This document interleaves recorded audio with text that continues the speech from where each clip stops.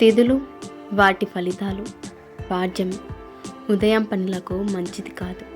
తిథి అర్ధభాగం తర్వాత మంచిది. విధియ ఏ కార్యం తలపెట్టినా శుభకరం.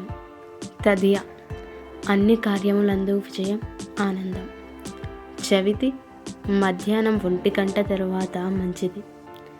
పంచమి శుభాలకు చిహ్నం మరియు లాభం సమకూరుతుంది. షష్ఠి రాత్రి సమయం మంచిది కాదు. అష్టమి అన్ని కార్యములకు మంచిది. అష్టం మంచిది కాదు. నవమి మంచిది కాదు. దశమి అన్ని కార్యములకు మంచిది. ఏకాదశి అన్ని కార్యములకు మంచిది.